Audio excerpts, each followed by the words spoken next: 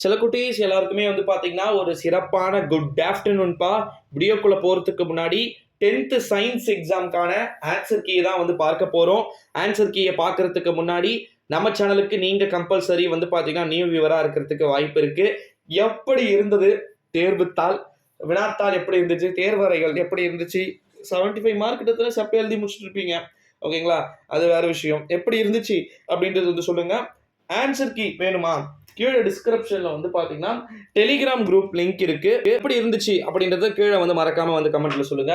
நிறைய பேர் வந்து பாத்தீங்கன்னா ஒரு சில கொஸ்டின்ஸ் தான் ப்ரோ ரொம்ப உள்ள இருந்து கேட்ட மாதிரி இருந்துச்சு, மற்றபடி எல்லாமே வந்து ஈஸியா தான் இருந்துச்சு அப்படின்னு சொல்ல முடிஞ்சது, நம்மளால வந்து கேட்க முடிந்தது. ஸோ நானே திருப்பி திருப்பி சொல்லக்கூடிய ஒரே விஷயம் அதுதான். 10th சயின்ஸ் அப்படின்றது ரொம்ப செப்பையா தான் இருக்கும். அதெல்லாம் மாற்று கருத்துக்கு இடமே வந்து பாத்தீங்கன்னா கிடையாது. 10th சயின்ஸ் எக்ஸாம் ஓகேங்களா, ரொம்ப ரொம்ப எளிமையான முறையில தான் கேட்கப்பட்டிருப்பாங்க. இது முடிச்சிட்டோன்னே அடுத்தது சோஷியல் சயின்ஸ்பா.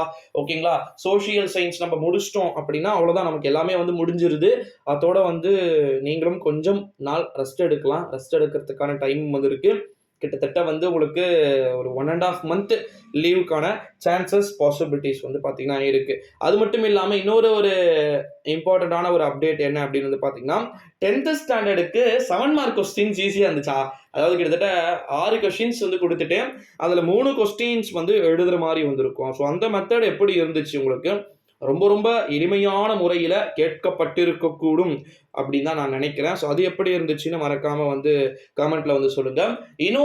ஒரு அப்டேட் என்ன அப்படின்னா, 10th ஸ்டாண்டர்ட் சயின்ஸ் எக்ஸாம் நீங்க எழுதிருப்பீங்க பார்த்தீங்களா? ஸோ அதில் எனி மிஸ்டேக்ஸ் அப்படின்னு சொல்லக்கூடிய வகையில் எதனா நீங்க பார்த்தீங்களா? ஏன் இந்த மிஸ்டேக்ஸ்ன்றத நான் சொல்ல வரேன்னா, மிஸ்டேக்ஸ்ன்றதுல நிறைய விஷயங்கள், அர்த்தங்கள் இருக்கு.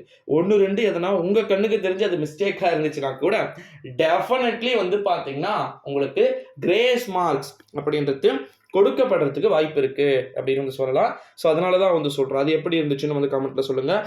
மற்றபடி 2 மார்க்கு, 4 மார்க் கொஸ்டின்ஸ், ஃபர்ஸ்ட் 12 1 மார்க்ஸ்லாம் வந்து ரொம்ப செப்பையா இருந்திருக்கும். அதெல்லாம் ரொம்ப ரொம்ப ஈஸியா இருந்திருக்கும். அதெல்லாம் பிரச்சனையே இல்லைன்னு நினைக்கிறேன். ஸோ அதனால வந்து பார்த்தீங்கன்னா, மறக்காம நம்முடைய சேனலோட தொடர்ந்து இணைந்திருங்க.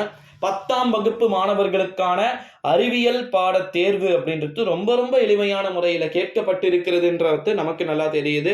ஸோ அதனால வந்து மறக்காம சேனலை வந்து சப்ஸ்கிரைப் பண்ணிக்கோங்க சில குட்டீஸ். அடுத்ததாக வந்து பார்த்தீங்கன்னா, தமிழ் மீடியத்துக்கான சோஷியல் சயின்ஸும் இங்கிலீஷ் மீடியத்துக்கான சோஷியல் சயின்ஸும் தனித்தனியாக உங்களுக்கு கொடுக்கப்பட இருக்கிறது. ஸோ அதனால வந்து மறக்காம சேனலை சப்ஸ்கிரைப் பண்ணிக்கோங்க. Thank you so much.